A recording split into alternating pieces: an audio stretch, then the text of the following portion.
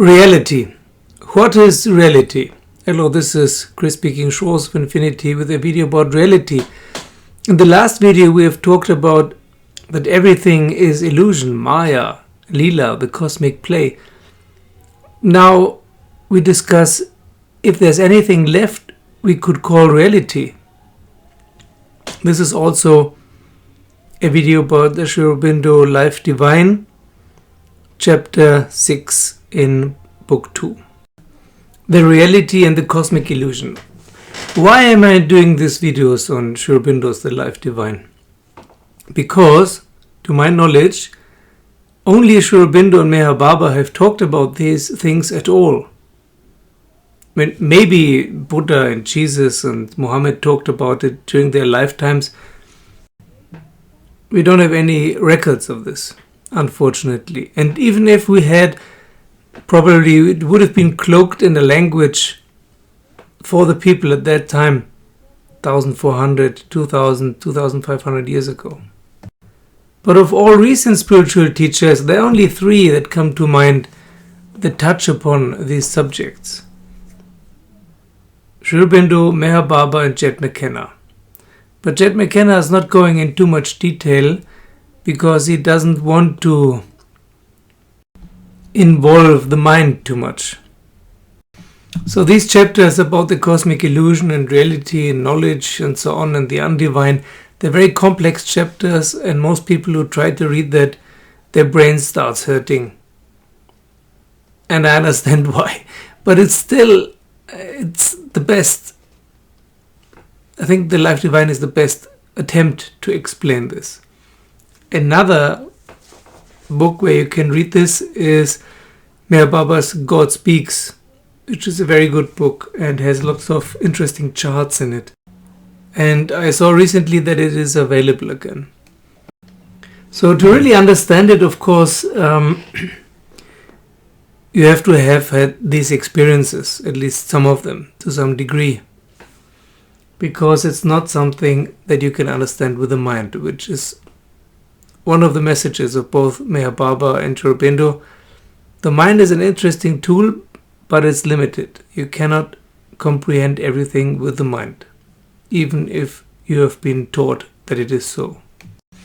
The mind is not completely useless, but most of the time it is, because it's part and parcel with the ego. And the problem of the ego is this illusion of being separate, of being a separate entity. That is the main problem, why everything is an illusion to us. If that wasn't the case, everything would be different. That's the main issue, is that we perceive ourselves as separate individuals, which is definitely an illusion. If everything else is real, that is definitely an illusion. So it is important to understand here again the different levels that Sri Aurobindo and Meher Baba talk about. In Sri Aurobindo's terms, it's the physical, the vital, the mental, the overmind, the supramental, Satchidananda, and the divine. In Meher Baba terms, it's the gross, the subtle, the mental, God realization of himself as infinite. Satchidananda is beyond state of God, and God in beyond state. This sounds very theoretical and abstract, but actually this has everything to do with reality. Because everything below the overmind, which is nothing else but Maya, is illusion. Even the highest states of consciousness are illusion. It's part of Maya and thus illusory. There's only one way out if we ever want to experience reality. What is really real, truly real, is to get beyond Maya to the divine directly. But is that possible for us as human beings? Both Meher Baba and Sri Aurobindo say yes. Yes, it's possible. And Sri Aurobindo calls this the supramental. So the supramental is the first step beyond the overmind. Everything else is just dream states. even the vital subtle world, even the mental causal world, all dream states, because they're part of Maya. They're subject to Maya, to the overmind. And of course, what is also subject to Maya, to the overmind, is our ego and our mind.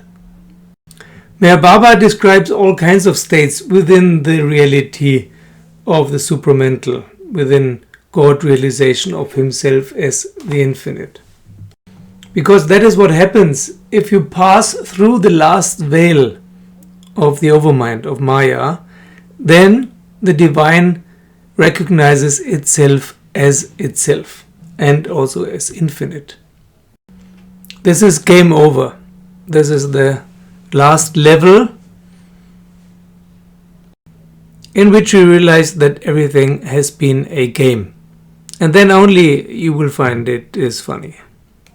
And Sri Aurobindo writes, this then is the mystery. How did an illimitable consciousness and force of integral being enter into this limitation and separativeness?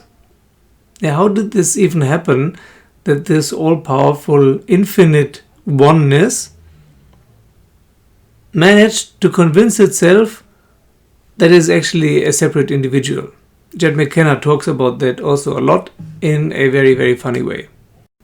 I can only recommend his books, Spiritual Enlightenment The Damnedst Thing, and also Dream State. Sri Aurobindo continues, and how could this be possible? And if its possibility has to be admitted, what is its justification in the real and its significance?